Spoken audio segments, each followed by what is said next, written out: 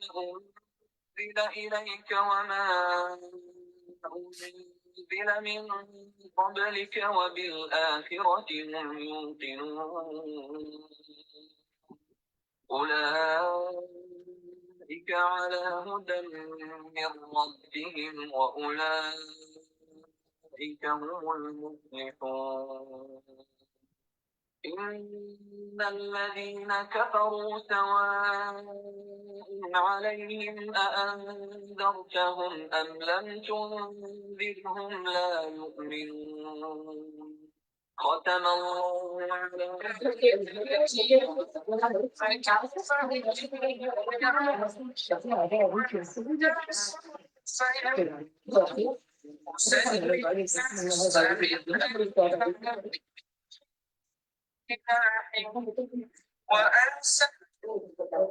انشاءاللہ ہم شروع کرتے ہیں۔ السلام علیکم ورحمۃ اللہ وبرکاتہ۔ آج کا ہمارا عنوان ہے، ٹاپک ہے فتنوں کے دور میں کیا کریں۔ جیسے کہ آپ کو معلوم ہے کہ یہ فتنوں کا زمانہ ہے، فتنوں کا دور ہے، ہر طرف فتنے بکھیرے ہوئے ہیں، تو what to do at times of afflictions. تو قرآن و سنت کی روشنی میں، اسلامک پرسپیکٹیوز میں ہم اس کو جانیں گے، سمجھیں گے، اور ہم نے کچھ آیات بھی لی ہیں، اور صحیح البخاری کتاب الفتن سے ہم نے احادیث بھی لی ہے، اور پھر ان فتنوں سے بچنے کے لیے ہم دیکھیں گے کہ کیا دعائیں، حفاظت کی دعائیں، اللہ سے کیسے رجوع کریں انشاءاللہ۔ تو ہم شروع کرتے ہیں۔ نحمدہ ونصلی علی رسولہ الکریم، اما بعد، فاعوذ باللہ من الشیطان الرجیم، بسم اللہ الرحمن الرحیم۔ ربی اشرح لی صدری ویسر لی امری واحلل عقدۃ من لسانی یفقہوا قولی، رب زدنا علما، اللہم فقہنا فی الدین، آمین یا رب العالمین۔ تو انشاءاللہ ہم شروع کر رہے ہیں۔ اچھا، اب ہم دیکھتے ہیں کہ اللہ سبحانہ تعالیٰ نے اس کے بارے میں، یہ جو فتنے ہوں گے، تو ہم دیکھتے ہیں سورۃ الانبیاء میں اللہ تعالیٰ جو ہے آیت نمبر 21 میں کیا فرماتے ہیں؟ سورۃ الانبیاء فتنوں کے بارے میں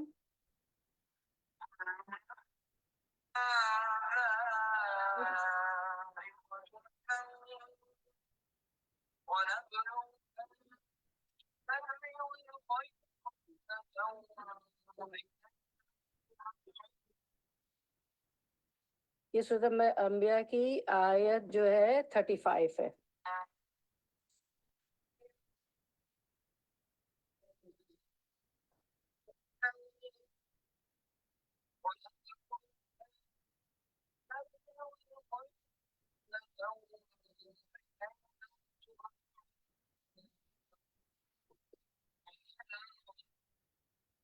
تو یہ آیت تھی، اس کا ترجمہ پیش خدمت ہے۔ ترجمہ میں اللہ سبحانہ تعالیٰ فرماتے ہیں اس کا ترجمہ کہ جیسے اسکرین پہ آپ لوگ دیکھ رہے ہیں، اللہ تعالیٰ فرما رہے ہیں کہ ہر جاندار موت کا مزہ چکھنے والا ہے، ہم بطریق امتحان تم میں سے ہر ایک کو برائی بھلائی میں مبتلا کرتے ہیں، اور تم سب ہماری ہی طرف لوٹائے جاؤ گے۔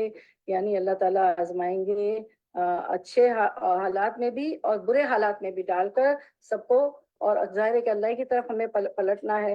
تو ہم دیکھتے ہیں کہ دنیا انسان کے لیے امتحان کی جگہ ہے، جیسے کہ صورت ملک میں فرمایا، کیا فرمایا؟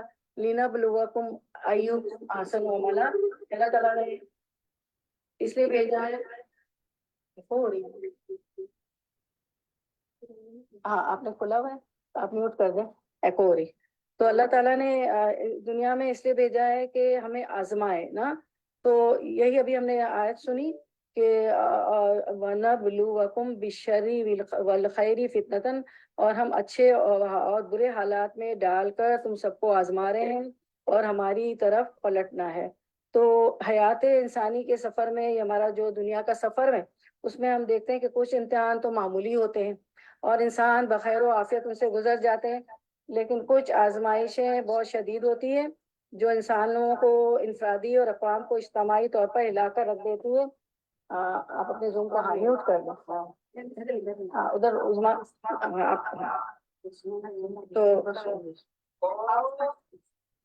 تو یہ بند ہو جائے گی نا۔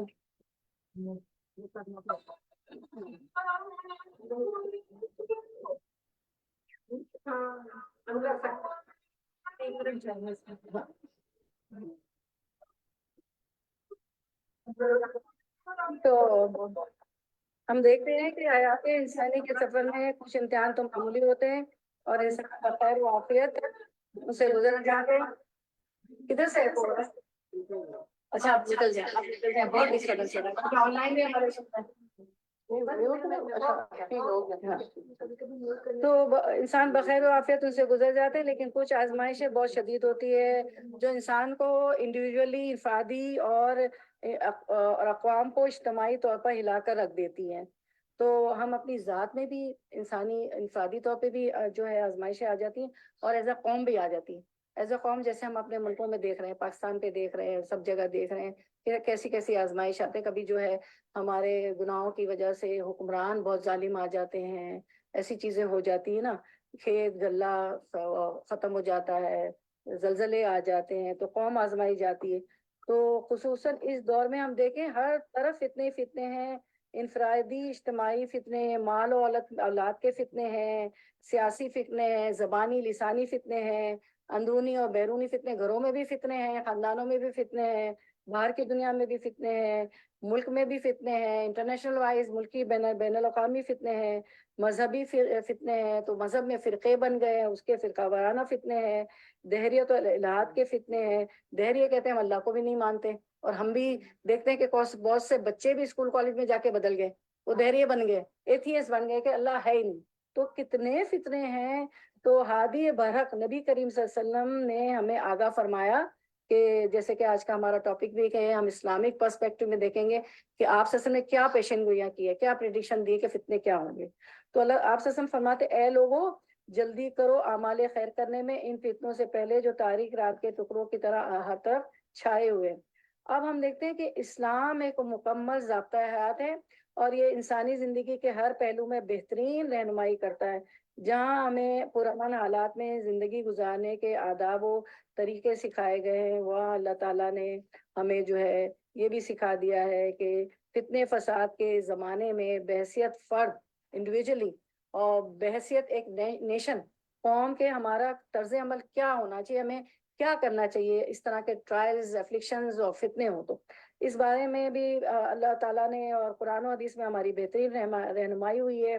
تو ہم دیکھتے ہیں کہ اس کے لیے ہم بہترین رہنمائی حاصل کرتے ہیں اسلامک پرسپیکٹو میں. تو ہم پہلے تو ہم دیکھتے ہیں کہ فتنے سے مراد کیا ہے.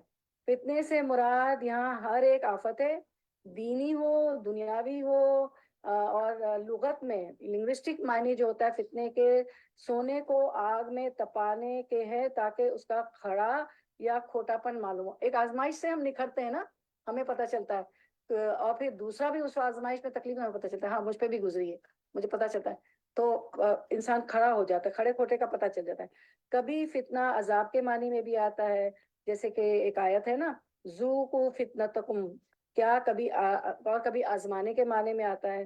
تو یہاں فتنے سے مراد وہ گناہ ہے جس کی سزا عام ہوتی ہے، مثلا بری باتوں کو دیکھ کر لوگ خاموش رہتے ہیں، امر بالمعروف نہیں کرتے، نیکی کا حکم نہیں دیتے ہیں، برائی سے نہیں روکتے. جبکہ آپ نے کتنی صورتیں پڑھ لی نا، اب تک 12ویں پارے میں آ گئی امر بالمعروف نہیں انل منکر. کتنی یہی اللہ تعالیٰ نے زور دیا ہے نا کہ اور سبت والوں کا واقعہ ہم نے پڑھا کہ 3 گروہ ہو جاتے ہیں نا، ہر دفعہ ہر اس میں آپ دیکھیں گے ہر جگہ 3 گروہ ہو جائیں گے. ایک جو ہے اللہ کی بات نہیں مانے گا، جو اللہ نے کام منع کیا وہ کرے گا. دوسرا گروہ کیا ہوگا کہ اللہ کی بات مانے گا، وہ کام نہیں کرے گا اور دوسرے اللہ کے بندوں کو بھی روکے گا کہ میرے ساتھ وہ بھی جنت میں جائے.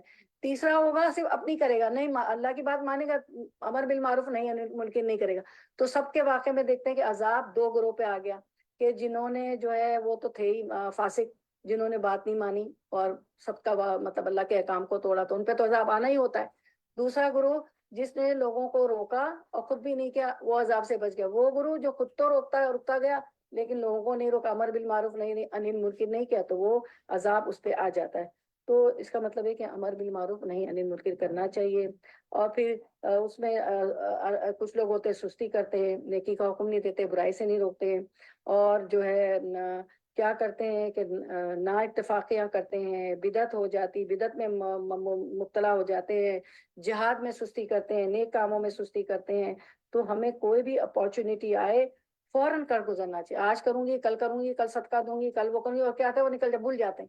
فوراً جو ہے ہمیں اس کو کر لینا چاہیے. جو بھی حکم اللہ کا ہے یا کوئی بھی ہمیں کھڑا ہو کوئی پریشانی میں کہ بھائی ہیلپ کر دو تو فوراً جو ہے اس سے فائدہ اٹھانا چاہیے.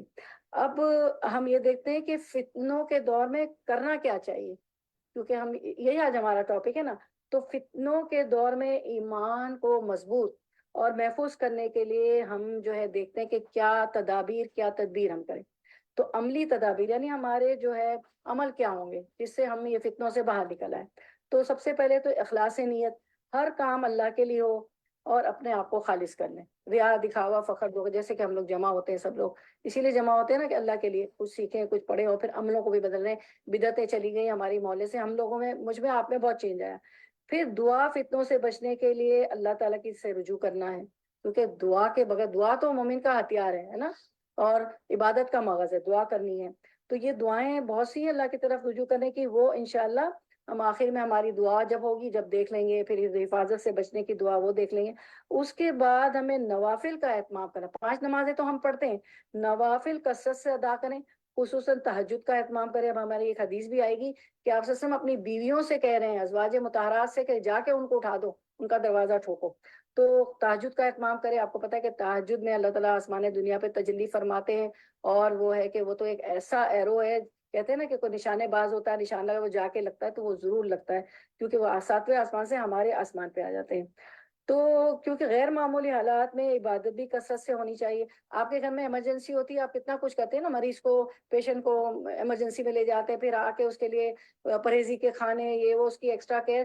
تو اس وقت حالات بہت برے ہیں نا، مطلب غیر معمولی حالات ہیں، فتنہ ہر طرف سے آ گیا ہے. تو اس میں عبادت بھی کثرت سے کرنی چاہیے، جو نوافل فرض نمازوں کے بعد 5 نوافل کو ادا کریں. اچھا، صدقہ خیرات جو ہے دل کی تنگی کو دور کرتا ہے. اپنی چیزیں، مال اور وقت لوگوں کے ساتھ شیئر کریں. صدقہ خیرات کثرت سے کریں، وقت بھی دیں، کیونکہ اگر کوئی ٹیکنالوجی ہے کوئی اسکلز ہیں تو وہ بھی آپ اس کو بھی شیئر کریں جس میں دین اور دنیا دونوں کا فائدہ ہو. علم دین کی اصل یعنی قرآن و سنت کی طرف رجوع کریں، جس میں زندگی کے ہر پہلو سے متعلق عملی اور مکمل رہنمائی موجود ہے. دین کا علم حاصل کرتے تو ہماری ایک طرح سے محتاجی ختم ہو جاتی، کہاں سے پڑھیں کہاں سے جانے. اور ایک حلقہ ہوتا ہے تو ایک دوسرے سے پوچھ بھی لیتے ہیں نا کہ کیا کرے کیا نہ کرے. ٹھیک ہے. اس کے بعد جو ہے ٹائٹل کردار سازی، تزکیہ نفس. شخصیت کی ظاہری تراش و خراش سے زیادہ کردار سازی پر توجہ دیں. تزکیہ نفس کرنا ہے، اپنے آپ کا تزکیہ کرنا ہے، اپنے اخلاق اچھے کرنے ہیں. اللہ تعالیٰ کے نزدیک جو معیار ایمان اور امانت داری کا ہے وہ اپنے اندر پیدا کرنا ہے، اور سچائی، تواضع، شرافت، نرمی، وسیع النظری، قول و فعل کی یکسانیت، وسعت قلب اور برداشت پیدا کرنا. کتنے جبھی برداشت ہوں گے نا، جب برداشت پیدا ہوگا جبھی اس پہ ہم گزر جائیں گے. صبر و تحمل، اپنے اندر صبر و تحمل پیدا کریں. صبر کا مطلب جذباتی رد و عمل سے بچنا ہے، ناگوار باتوں کو تحمل سے برداشت کرنا ہے. جذبات میں آ کے کام خراب کر دیتے، غصہ کرتے ہیں، اور جو کام ہونے والا ہوتا ہے وہ بھی نہیں ہوتا ہے نا. تو اپنے جو ہے جذبات پہ کنٹرول کرنا ہے، تحمل سے برداشت کرنا. اس سے حالات پر بہتر طور پر قابو پایا جا سکتا ہے اور اپنی صلاحیتیں بہتر طور پر استعمال کر سکتے ہیں. تعصب سے بچیں. تعصب کہتے ہیں بغض و عناد کو اپنے دل سے نکال دیں. تعصب یہ ہے کہ کسی سے اختلاف ہونے کی صورت میں اس کی اچھی بات بھی نہ لی جائے، اور پسندیدہ ہونے کی صورت میں غلط بات بھی نہ لی جائے. افراط و تفریط کرتے ہیں، جو پسندیدہ ہوتا ہے اس کی غلط بات بھی لے لیں گے، غلطی نہیں مانیں گے. اور کسی سے تعصب ہے، کسی سے ہمیں بغض ہے، عناد ہے، کسی سے وہ ہے، تو اس کی جو ہے اچھی بات کو بھی ہم نہیں مانتے ہیں. تو یہ تعصب نہیں ہو رہا. تعصب حق کو قبول کرنے اس پر عمل کرنے سے روکتا ہے. نیکی کے کاموں میں جیسے کہ ہمیں بتایا کہ جلدی کریں، اور کہیں وہ وقت نہ آ جائے کہ جب نیکی کا موقع ہی نہ رہے. فتنوں کے مواقع سے حتی الامکان بچنے کی کوشش کریں. سنی سنائی باتوں پر کان نہ دھریں، اصل مقصد کی طرف نظر رکھیں. اپنے آپ کو تعمیری کاموں میں لگائے رکھیں. کوئی کچھ کہہ رہا ہے کہنے دیں، آپ کے خلاف کہہ رہا ہے، کچھ بھی کہہ رہا ہے. ہمارا جو ایز اے اسٹوڈنٹ آف قرآن گول بہت ہائی ہے، بہت اونچا ہے. خود بھی ہمیں جو آپ سے مکاری میں اخلاق کے لیے بھیجے گئے تھے، اپنے اخلاق کو، اپنے حقوق اللہ، حقوق العباد، اپنی زندگی کے ہر پہلو کو سنوارنا ہے، تزکیہ نفس کرنا ہے. چھوٹی چھوٹی باتیں ہم نے لے کے بیٹھ گئے نا، یہ اس نے کیا وہ کیا، تو اپنا دل جلاتے رہیں گے اور اپنی جو ہے صلاحیتوں کو ہم جو ہے کمزور کرتے رہیں گے. اور کرنے کے کام، ایک قرآن کا اسٹوڈنٹ نا وہ ان باتوں کو پیٹی ایشوز، دیز آر پیٹی، سو واٹ، لیٹ دیم سے. آپ سسم کو بھی مجنون کہا نا، جادوگر کہا، اور کوئی آ کے پڑھا جاتا ہے اور مجنون ہے، دیوانے یہ وہ، لیکن وہ کام کرتے کہ بازاروں میں بھی جاتے تھے، پتھر بھی پڑے، لیکن اپنی مشن سے پیغمبروں کو ہم دیکھتے نا باز نہیں آئے، وہ کرتے رہنا ہمیں۔ احترام انسانیت، عام انسان کا احترام کریں، نیز آپس میں ایک دوسرے کی عزت اور آبرو کا پاس رکھیں، اور یہ نہیں ہو رہا ہے۔ فوراً بدتمیزی سے بات، وائس میسیجز اتنے زوردار مجھے آیا تھا کہ میں ہل کے رہ گئی، ابھی ابھی مجھے تجربہ ہوا، میں نے چپکے سے آرام سے وہ ٹھنڈے پڑ گئے۔ تو کیا ہوتا ہے کہ لائل نہیں ہے اور یہ ساری تعلیمات ان کو نہیں پہنچی ہے، تو یہ برداشت کرے تحمل سب، تو سامنے والا یہ تو کچھ نہیں کر رہا ہے، اس پہ تو اثر ہی نہیں ہو رہا ہے، میں کتنا بھی چیخوں چلاؤں، یہ تو اپنی مشن پہ جاری ہے، جو اللہ کا کام ہے، جو کرنا ہے وہ کرنا ہے، اپنی زندگی کے کام ہے جو بھی ہے، کیونکہ ہمارے بچے ہیں، نوازے نواسیاں، پوتے پوتیاں ہیں، ہم میں سے کچھ عورتیں مرد ہیں، ہمارے بہت کام کرنے کو ہے۔ ہم اپنے گھر کو دیکھیں نہ، یہ کہ ہم چھوٹی چھوٹی باتوں کو لے کے بیٹھ جائیں کہ فلاں نے یہ کہا، فلاں نے یہ کہا۔ اختلاف رائے کی صورت میں اولو الامر کی اطاعت کریں جب تک وہ قرآن و سنت کے مطابق حکم دے۔ اس جو سارا میں آپ کو ایک اوپننگ آپ کو دے رہی ہوں نا، یہ ساری حدیثیں اسی پر ہے، ٹھیک ہے؟ تو آپ اویئر ہو جائیں کہ ہم پڑھنے کیا جائیں۔ تو اولو الامر کی اطاعت کریں، اولو الامر جو آپ کے اوپر ہوتے ہیں، جاب پلیس پہ ہو، آپ کا مسلمان لیڈر ہو، آپ کے منسٹرز ہوں، وزیر ہوں، آپ کسی کی جگہ کام کر رہی ہیں، شوہر آپ کا اولو الامر ہے، اس کی بات مانیں، کسی آرگنائزیشن میں اس کی بات مانیں، کوئی آپ کا استاد ہے وہ اولو الامر ہے۔ جلد بازی سے کام لیتے ہوئے مخالفت اور بد اخلاقی پر نہ اترے، فوراً جلدی کر لیتے ہیں، فوراً ہم رزلٹ تک پہنچ جاتے، بھائی اگلے کی بات تو سنیں، اگلے کے پرابلمس تو سمجھے، جلد بازی نہیں کرنی ہے، سننے کی سمجھنے کی کوشش کریں اور تعصب سے بچیں۔ اگر مسلمان کے دو گروہ باہم لڑ پڑیں تو کسی بھی گروہ کی حمایت یا پیروی بغیر سوچے سمجھے نہ کریں۔ اگر کسی کے حق پر ہونے کے بارے میں فیصلہ نہ کر سکیں تو الگ رہنا بہتر ہے۔ کسی سے ناراضگی کی صورت میں اپنی رائے کا اظہار جو ہے براہ راست متعلقہ شخصی سے کریں، نہ کہ عوام الناس میں اپنے خیالات کا اظہار کر کے ان میں بدامنی اور انتشار پھیلائیں۔ کسی سے تکلیف ہے، شکایت ہے، فوراً اس کو فون کریں، اس کے پاس چلی جائیں، اس سے کہے، اس سے کہے، سائمہ سے شکایت ہے تو جا کے میں اسما سے بات کری، اسما سے بات، انتشار پھیلتا ہے، کیوس سا ہو جاتا ہے، غیبت ہو جاتی۔ آپ ڈائریکٹ بات کر لیں کہ میری بہن یہ مجھے شکایت ہے اور کیا ہے۔ اچھا کسی کو کر دیں اپنے آپ کو۔ اختلاف کے باوجود دلوں میں وسعت رکھیں، دوسروں کی آرا کھلے دل سے سنیں اور ہر معاملے میں خیر خواہی سے کام لیں۔ اور ہم جو سمجھتے ہیں نا، ہم سمجھتے ہیں ولی اللہ جو ہے نا کوئی وہ چیز ہے جو بہت چلے کستے ہیں، جو بہت نمازی ہیں، جو بہت کوئی موضوع ان کے ساتھ ہوتے ہیں۔ ولی اللہ ہم بھی بن سکتے ہیں۔ کیا ہے کہ ساری یہ خوبیاں قرآن کی لے لیں، اور ولی اللہ جو ہوتا ہے نا وہ کسی کی تکلیف پہ، کسی کی پریشانی پہ خوش نہیں ہوتا، وہ ہمیشہ خیر خواہی چاہتا ہے سب کے لیے نا۔ اور وہ سب شوہن نفس کی تنگی اس میں نہیں ہوتی، میرے بچے کا گھر کیوں آ گیا، میرا شوہر کیوں کر رہا ہے، میں تو ماں ہو کے اس کی پارٹی میں نہیں گئی، میں تو بڑی دور رہ رہی ہوں، لوگ کینیڈا پہنچے ہوئے، لوگ سعودیہ پہنچے ہوئے، لوگ ہوتے ہیں نا ہمارے سب جگہ، جس کا نصیب تھا وہ پہنچ گیا، اور آپ کا بچہ تو آپ کے لیے صدقہ جاریہ بن گیا ہے نا، ٹھیک ہے؟ تو یہ ساری چیزیں دل کی بڑی وسعت ہونی چاہیے۔ تو پھر ہم جو ہے اب ان چیزوں کا حدیث مبارکہ سے دیکھتے ہیں کہ آپ وسلم نے حق تو نہیں ادا ہوگا ایک آدھے پونے گھنٹے میں، لیکن ہم کوشش کریں گے کہ ویسے بھی ہم سٹارٹ کرنے میں لیٹ ہو گئے تھے، تو کوشش کریں گے کہ جتنا ہم کور کر سکتے ہیں کریں گے۔ تو پھر یہ جو ہے کتاب الفتن سے ہم نے جو حدیث لی ہے، تاکہ آپ کو ریفرنس اس لیے بتایا جائے کہ آپ بھی کھول کے اس کو زیادہ پڑھیں، پورا کتاب نہیں، انشاءاللہ ہم لوگ بھی ورڈ ٹو ورڈ صحیح بخاری کر رہے ہیں تو کریں گے انشاءاللہ۔ تو اس وقت ہم عربک متن چھوڑیں گے، صرف اردو متن پڑھ کے، اور کیونکہ یہ ایک ٹاپک ہے ہمارا۔ تو یہ ہے کتاب الفتن، کتاب فتنوں کے باب میں، کہ ما جا فی قول اللہ تعالی واتقوا فتنة لا تصیبن الذین ظلموا منکم خاصہ وما کان النبی صلی اللہ علیہ وسلم یحذر من الفتن۔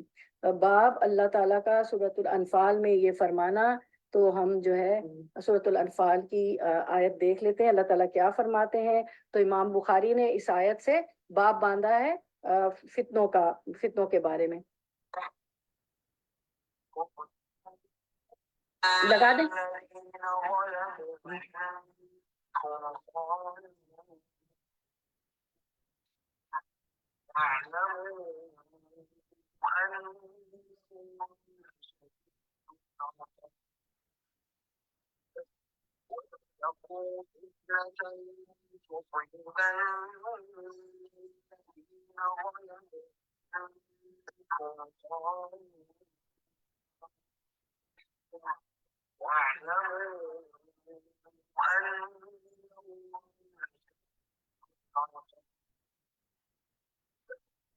تو امام بخاری نے اس آیت سے کتاب فتنوں کا جو ہے ان کا بک چیپٹر جو ہے باندھا ہے کہ باب اللہ تعالیٰ کا سورہ انفال میں یہ فرمانا کہ اس فتنے سے بچو جو ظالموں پر خاص نہیں رہتا، بلکہ ظالم غیر ظالم عام و خاص سب اس میں پس جاتے ہیں، تو جو ہے اور اس میں پس جاتے ہیں، اور تم میں سے ان گناہوں کے مرتکب ہوتے ہیں، اور یہ جان رکھو کہ اللہ سخت سزا دینے والا ہے۔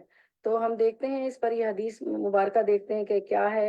اللہ تعالیٰ، پہلے تو ہم فتنہ دیکھ لیتے ہیں کہ فتنہ ہوتا کیا ہے، ٹھیک ہے؟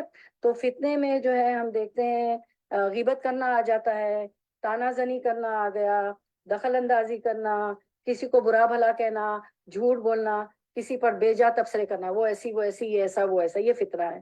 پھر ہم دیکھتے ہیں حدیث، دیکھتے ہیں آپ صلی اللہ علیہ وسلم نے کیا فرمایا۔ نبی کریم صلی اللہ علیہ وسلم نے فرمایا کہ میں حوضے، دیکھے سب سے پہلے تو بدعت بڑا فتنہ ہے، بہت بڑا بدعت فتنہ ہے، تو یہ ہم دیکھتے ہیں کہ بدعت، آپ سے نے فرمایا کہ میں حوض کوثر پر تم سے پہلے رہوں گا، جو وہاں پہنچے گا اس کا پانی پیے گا، اور جو اس کا پانی پی لے گا وہ اس کے بعد کبھی پیاسا نہیں ہوگا، شربتن ہنیتم مریتن، حوض کوثر، اللہ میں پینا نصیب کرے۔ میرے پاس ایسے لوگ بھی آئیں گے جن میں پہچانتا ہوں گا، وہ مجھے پہچانتے ہوں گے، پھر میرے اور ان کے درمیان پردہ ڈال دیا جائے گا۔ تو پھر آپ سسم فرماتے ہیں کہ یہ لوگ آپ سسم کہیں گے، جب پردہ ڈال دیا جائیں گے نا، تو آپ سسم کہیں گے کہ یہ لوگ تو مجھ میں سے ہیں، میری امتی ہیں، کیونکہ وضو کے نشان سے پہچانیں گے نا حوض کوثر پہ آپ سسم۔ تو نبی کریم صلی اللہ علیہ وسلم سے اس وقت کہا جائے گا کہ آپ کو معلوم نہیں کہ آپ کے بعد انہوں نے کیا تبدیلیاں کر دی، یعنی دین میں تبدیلیاں کر دی، اپنی طرف سے گھڑ گھڑ کر چیزیں کرنے لگے۔ میں کہوں گا کہ دوری ہو ان کے لیے جنہوں نے میرے بعد دین میں تبدیلیاں پیدا کر دی نا، جیسے ہر چیز میں تبدیلیاں کر دی نا، میت میں 10واں 20واں 40واں پتہ نہیں کیا کیا کیا کیا، اور جو ہے فلاں جو ہے میرا حل مشکل کر دے گا، فلاں غوث ہے، فلاں دستگیر ہے، ساری جو ہے اللہ تعالیٰ کے ساتھ شریک ٹھہرا دیے، بدعتیں کر دی۔ تو آپ کے ہاتھ سے حوض کوثر کا پانی پینا نصیب نہیں ہوگا۔ نبی کریم صلی اللہ علیہ وسلم نے فرمایا قیامت کے دن میں حوض کوثر پر ہوں گا، اور اپنے پاس آنے والوں کا انتظار کر رہا ہوں گا، پھر حوض کوثر پر کچھ لوگوں کو مجھ تک پہنچنے سے پہلے ہی گرفتار کر لیا جائے گا، تو میں کہوں گا کہ یہ تو میری امت کے لوگ ہیں۔ جواب ملے گا کہ آپ کو معلوم نہیں یہ لوگ الٹے پاؤں پھر گئے تھے، یعنی الٹے پاؤں پھر جائیں یا فتنے میں پڑ جائیں۔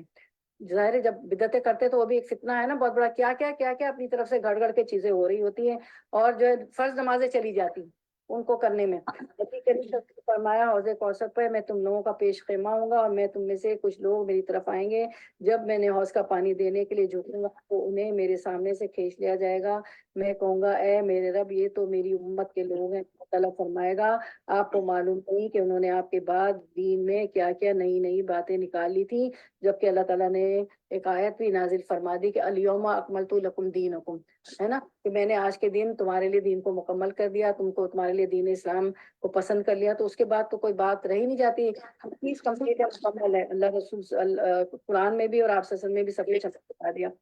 اچھا پھر ہے، میں نے نبی آپ سے فرماتے ہیں کہ میں حوض کوثر پر تم سے پہلے رہوں گا، جو وہاں پہنچے گا تو اس کا پانی پیے گا، اور جو اس کا پانی پی لے گا اس کے بعد کبھی پیاسا نہیں ہوگا۔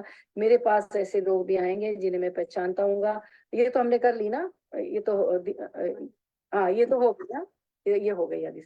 اچھا اب اس کے بعد ہم دیکھتے ہیں کہ عمر رضی اللہ، ہاں یہ ایک صحابی فرماتے ہیں، جنریٹر آف دا حدیث، ہم عمر رضی اللہ عنہ کی خدمت میں بیٹھے ہوئے تھے کہ انہوں نے پوچھا سے کسے فتنے کے بارے میں نبی کریم صلی اللہ علیہ وسلم کا فرمان یاد ہے؟ ساری حدیث ہم فتنے کے متعلق پڑھتے ہیں۔ حذیفہ رضی اللہ عنہ نے کہا کہ انسان کا فتنہ، انسان کی آزمائش اس کی بیوی ہے، اور بیوی کے لیے شوہر ہے، اس کا مال، اس کے بچے اور پڑوسی کے معاملات میں ہوتا ہے انسان کا فتنہ، یعنی ان کی محبت میں وہ اللہ کو بھول جاتا ہے، بچوں کی محبت میں بھول جاتا ہے، ایون مرد جو ہوتا ہے حرام بھی لال لے آتا ہے ان کے لیے، بڑا گھر گاڑی زیور کرنے کے لیے۔ تو یہ سب سے بڑا، قرآن میں بھی ہے، اللہ تعالیٰ نے فرمایا کہ تمہاری ازواج، تمہاری اولاد تمہارے لیے فتنہ ہے، کہ اس کی محبت میں اللہ کو بھول جاتا ہے۔ تو جس کا کفارہ کیسے ادا ہوگا؟ نماز صدقہ امر بالمعروف اور نہیں انل منکر کر دیتا ہے۔ عمر رضی اللہ عنہ نے کہا کہ میں اس کے متعلق نہیں پوچھتا بلکہ اس فتنے کے بارے میں پوچھتا ہوں جو دریا کی طرح ٹھاٹے مارے گا۔ تو حذیفہ رضی اللہ عنہ نے بیان کیا کہ امیر المومنین آپ پر اس کا کوئی خطرہ نہیں، اس کے اور آپ کے درمیان ایک بند دروازہ رکاوٹ ہے۔ یعنی اتنے ذلیل القدر صحابی ڈرا کرتے تھے اور ایک دوسرے سے دیکھیں باتیں کر رہے ہیں نا حذیفہ سے، امیر المومنین ہے اس وقت کے خلیفہ ہیں، وہ پوچھ رہے ہیں ان سے، حذیفہ رضی اللہ عنہ سے۔ تو عمر رضی اللہ عنہ نے پوچھا وہ دروازہ توڑ دیا جائے گا یا کھولا جائے گا؟ بیان کیا توڑ دیا جائے گا۔ عمر رضی اللہ عنہ نے اس پر کہا کہ پھر تو وہ کبھی بند نہ ہو سکے گا۔ میں نے کہا جی ہاں، ہم نے حذیفہ رضی اللہ عنہ سے پوچھا کیا عمر رضی اللہ عنہ اس دروازے کے متعلق جانتے تھے جو کہ بند کر دیا جائے گا؟ تو فرمایا کہ ہاں، جس طرح میں جانتا ہوں کہ کل سے پہلے رات آئے گی، کیونکہ میں نے ایسی بات بیان کی تھی جو بے بنیاد نہیں تھی۔ ہمیں ان سے یہ پوچھتے ہوئے ڈر لگا کہ وہ دروازہ کون تھے، چنانچہ ہم نے مسروق سے کہا کہ وہ پوچھے۔ جب انہوں نے پوچھا کہ وہ دروازہ کون تھے تو حذیفہ رضی اللہ عنہ نے کہا کہ وہ دروازہ عمر رضی اللہ عنہ تھے، یعنی وہ دروازہ حضرت عمر تھے۔ توڑنا یہ کہ وہ شہید کیے جائیں گے۔ یہاں پیشین گوئی آپ کو پتا ہے نا، جو فیروز لولو تھا، اس نے عمر رضی اللہ عنہ کو فجر کی نماز میں آ کے جو ہے خنجر مارا تھا، اور وہ جو ہے نماز میں ہی شہید ہو گئے تھے، شہادت ہو گئی تھی۔ اور ساتھ میں جو صحابہ کرام اجمعین کھڑے تھے انہوں نے لیڈ کیا، یعنی پتہ بھی نہیں چلنے دیا کہ ان کو شہید کر دیا۔ فوراً ایک صحابی تھے، میں ان کا نام بول رہی ہوں، انہوں نے جماعت جو ہے پوری کروا دی نا، ابو فریز لولو نے۔ اور اس نے صرف اتنی سی بات پہ، یہ فتنے ہوتے ہیں کہ اس نے حضرت عمر سے ملا اور کہنے لگا کہ حضرت عمر خلیفہ تھے نا، کہ وہ جزیہ بڑھا دیا گیا، ٹیکس جیسے، کیونکہ جو نان مسلم تھے ان کو جزیہ دینا پڑتا تھا نا۔ تو وہ اب یہ لوہار تھا، یہ اس طرح کے خنجر اور یہ چیزیں بناتا تھا۔ تو عمر رضی اللہ عنہ نے اس کو کہا کہ بھئی جیسے کہ تم تو افورڈیبل ہو، تو اس کو برا لگا۔ اس نے کہا میں ایک ایسا خنجر نیزہ بناؤں گا کہ وہ دنیا یاد سے، اور اس نے کر کے دکھا دیا آپ کو جو کر دیا۔ تو یہ سارے فتنے ہیں وہ وہیں سے شروع ہو گئے تھے آپ وسلم کے بعد سے نا۔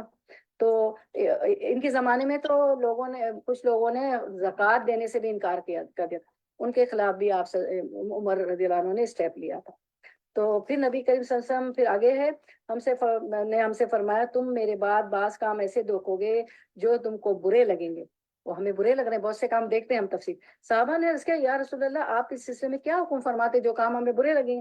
نبی کریم صلی اللہ علیہ وسلم نے فرمایا انہیں ان کا حق ادا کرو اور اپنا حق اللہ سے مانگو۔ کنہیں؟ ہم دیکھتے ہیں۔ تو وہ یہ ہے کہ حدیث یہ ہے کہ حضرت صلی اللہ علیہ وسلم نے ہمیں سے فرمایا تم میرے بعد اپنی حق تلفی دیکھو گے، جو لوگ مستحق نہیں ان کو حکومت ملے گی، تم محروم رہو گے۔ یہ تو ذلیل القدر صحابہ تھے، ان کو حکومتیں ملنا چاہیے، ان کو محروم کرنا شروع کر دیا، تو حق تلفی ہوئی۔ اور ایسی باتیں جن کو تم خلاف شریعت سمجھو گے یہ وہ ہونے لگیں گی، اور خلاف شریعت باتیں ساری شریعت کے خلافی باتیں ہو رہی نا، اللہ من رحم اللہ۔ یہ سن کر صحابہ نے عرض کیا پھر ایسے وقت میں آپ ہم کو کیا حکم دیتے ہیں؟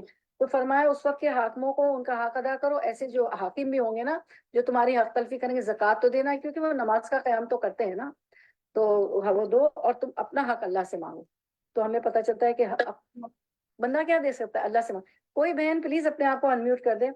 تو یعنی اللہ تعالیٰ سے دعا کرو، اللہ ان کو انصاف اور حق کی توفیق دے۔ اور جیسے کہ سوری رحم اللہ کی روایت میں ہے کہ یا اللہ ان کے بدل تم پر دوسرے حاکم جو عادل اور منصف ہو مقرر کر دے۔ دعا سے حاکم بھی بدل جاتے ہیں، منصف عادل اللہ تعالیٰ دے گا۔ اور مسلم اور طبرانی کی روایت میں یوں ہے کہ رسول اللہ ہم ان سے لڑے نہیں، آپ نے فرمایا نہیں، جب تک وہ نماز پڑھتے رہیں تو ایسے حکمران سے لڑنا نہیں۔ اگر وہ نماز کا قیام کرتے ہیں چاہے وہ حق تلفی کریں، ہمیں زکوٰۃ بھی دینا ہے، ان سے لڑنا نہیں۔ معلوم ہوا جب مسلمان حاکم نماز پڑھنا بھی چھوڑ دے تو پھر اس سے لڑنا اور اس سے لڑنا درست ہوگا۔ بے نمازی حاکم کی اطاعت ضروری نہیں ہے، اس پر تم تمام اہل حدیث کا اتفاق ہے۔ پھر لڑیں گے اگر وہ نماز کا قیام نہیں کرواتا ہے، 5 نمازیں پڑھواتا ہے تو پھر ٹھیک ہے، اور اللہ سے دعا کر دے کہ اللہ اس کو ہٹائے، اور جو اللہ عادل جو ہے۔ تو ہم بھی اپنے ملکوں کے لیے، مسلمان ملکوں میں جہاں جہاں یہ ہو رہا ہے، ہم دعا کر سکتے ہیں۔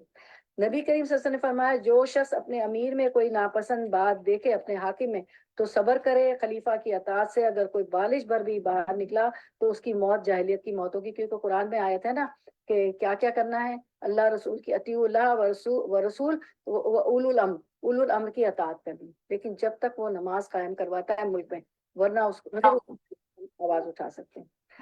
پھر ہم دیکھتے ہیں کہ آپ سب نے فرمایا زمانہ جلدی گزرنے لگے گا اور نیک اعمال گھٹ جائیں گے یا علم اٹھ جائے گا اور بخیلی دلوں میں سما جائے گی، اور بخیل سب ہو گئے، دل دکھتا ہے خرچ کرنے پہ دینے پہ، کتنا دل دکھتا ہے، بخیلی دلوں میں سما جائے گی اور پھر مال کا حریص ہو گیا ہے، الہاکم التکاثر حتی زرتم المقابر، یہ آیت بھی اللہ تعالیٰ نے اتاری ہے نا کہ تم مال کی محبت میں اتنے گرفتار ہو جاتے ہو حتیٰ کہ تم مقابر قبروں تک پہنچ جاتے ہو، تو بخیلی دلوں میں سما جائے گی، فتنے فساد پھوٹ پڑیں گے اور حرج بہت ہوگی۔ صحابہ نے حرج کیا کہ آپ نے کہ حرج کیا ہوتا ہے، تو آپ سب نے فرمایا خون ریزی، قتل و عام۔ اب دیکھیں کوئی اسکالر اچھا ہوتا ہے اس کو اڑا دیا جاتا ہے، کوئی حکمران اچھا ہوتا ہے، آپ دیکھ رہی ہیں ایشیا میں ہمارے ملکوں میں کیا ہو رہا ہے، میں نام کسی چیز کا نہیں لوں گی کہ آپ سسم کہتے تھے وہ لوگوں کو کیا ہو گیا ہے، وہ ملک کو کیا ہو گیا، آپ سب انہی ملک کے ہم سب باشندے ہم دیکھ رہے ہیں، ہمارے پڑوسی ملک ہو یا ہم ہو، یعنی کیا ہوگا، یعنی لوگ عیش و عشرت اور غفلت میں پڑ جائیں گے، وہی ہو رہا ہے، ان کو ایک سال ایسا گزرے گا جیسے ایک ماہ ایسے جیسے کہ ایک ہفتہ ایسے گزرے گا جیسے ایک دن، یا یہ مراد ہے کہ دن رات برابر ہو جائیں گے یا دن رات چھوٹے ہو جائیں گے، گویا یہ بھی قیامت کی ایک نشانی ہے، یا شر اور فساد نزدیک آ جائے گا، کوئی اللہ اللہ کہنے والا نہ رہے گا، یا دولتیں اور حکومتیں جلد بدلنے اور مٹنے لگیں گی، یا عمریں چھوٹی ہو جائیں گی، یا زمانے میں سے برکت جاتی رہے گی، جو کام اگلے لوگ ایک ماہ میں کرتے تھے وہ ایک سال میں بھی پورا نہیں ہوگا، اور یہ ہم سب دیکھ رہے ہیں، ٹائم میں تو برکت ہے ہی نہیں نا۔ نبی کریم صلی اللہ علیہ وسلم نے فرمایا، لیکن آپ دیکھیں جو لوگ قرآن میں ہوتے ہیں نا ان کا دن بہت بڑا ہو جاتا ہے، اگر آپ نے تہجد پڑھ لی، فجر پڑھ لی، تو آپ دین کے بہت سارے کام کر سکتے ہیں، اور یہ ہم ائمہ کرام کی ہے نا، ہماری بہن شہادت، ساری بہنیں گردن ملا رہی اور شہادت دے رہی، گواہی دے رہی، تو اور آپ علماء کرام، ہم نے بعض دفعہ اسکرین پہ بھی بہت دفعہ دکھایا، پڑھ کے بھی بتایا کہ وہ کہتے ہیں کہ جب ہم اذکار کرتے ہیں، قرآن کی تلاوت کرتے ہیں، تو ہم نے زیادہ کتابیں لکھی، زیادہ دین کو پھیلایا، زیادہ ہم نے درس دیے، کیونکہ ان سے برکات ہوتی ہے۔ میں دیکھتی ہوں ان لوگوں کو شکایت نہیں ہوتی کہ وقت کم ہے، بعض دفعہ لگ رہا تھا مجھے پرسنلی بھی کہ یہ کیا آج درس بعض دفعہ پورا ہفتہ درس ہوتے ہیں، تو جو ہے کل بھی ہے تو پورا ہفتہ درس ہوتے ہیں، لیکن لگتا ہے میرا گھر نگلیکٹ ہو رہا ہے، میرا یہ ہو رہا ہے، وہ اچانک اٹھتی ہوں تو شارٹ بریک میں کبھی واش روم کو ہاتھ مار دیا، کبھی ادھر کر دیا، ارے یہ تو سب اتنا اچھا ہو گیا، بچہ ایک ہی بچی رہ گئی، وہ شوہر اور داخل ہوتے، ارے وہ تو بڑا صاف لگتا ہے اور مجھے لگتا ہے کام ہو کے ہی نہیں دیں گے، لیکن ہو جاتے ہیں، برکت۔ ہاں اللہ تعالیٰ کہتا ہے نا میں ہاتھ پیر بن جاؤں گا تمہارے اور فتنوں سے بھی بچاؤں گا۔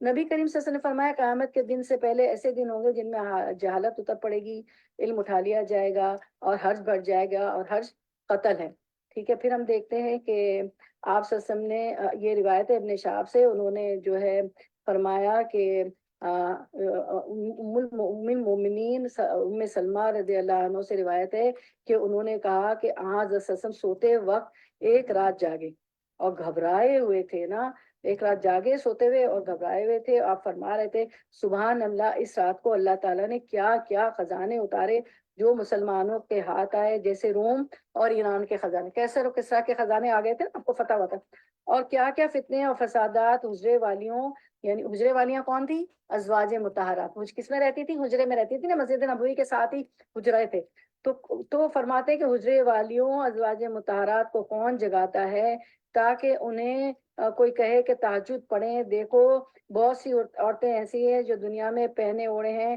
لیکن آخرت میں ننگی نیکیوں سے خالی ہوں گی، تو بہت زیادہ نیکیاں کرنی ہے، اور اللہ کے رسول صلی اللہ علیہ وسلم اپنی بیویوں کے لیے، اپنی ازواج مطہرات کے لیے کہہ رہے ہیں کہ تہجد پڑھیں، جبکہ کیا ہے تہجد تو ایک نفل ہے نا، اور آج کل کے حالات تو آپ کو پتہ ہے غیر معمولی حالات ہیں، ضرور کوشش کریں، سردیوں میں تو بہت آسان ہوتا ہے، پھر آج کل ٹائم بڑھتا جا رہا ہے۔ نبی کریم صلی اللہ علیہ وسلم نے فرمایا جب دو مسلمان اپنی تلواروں کو لے کر آمنے سامنے مقابلے پر آ جائیں تو دونوں زخمی ہیں، پوچھا گیا یہ تو قاتل تھا، مقتول نے کیا کیا کہ وہ بھی ناری ہو گیا، فرمایا کہ وہ بھی اپنے مقابل کو قتل کرنے کا ارادہ کیے ہوئے تھا، کیونکہ دونوں نے تلوار لے لیا تھا نا، جو مارا گیا وہ بھی اسی نیت سے آیا تھا ماروں گا، تو وہ بھی قاتل ہو گیا، اس کے بعد ہم دیکھتے ہیں کہ رسول اللہ صلی اللہ علیہ وسلم سے خیر کے بارے میں پوچھا کرتے تھے ایک صحابی، لیکن میں شر کے بارے میں پوچھا کرتا تھا اس خوف سے کہ کہیں میری زندگی میں شر ہی نہ پیدا ہو جائے۔ میں نے پوچھا یا رسول اللہ صلی اللہ علیہ وسلم، ہم جاہلیت اور شر کے دور میں تھے، پھر اللہ تعالیٰ نے ہمیں اس خیر سے نوازا،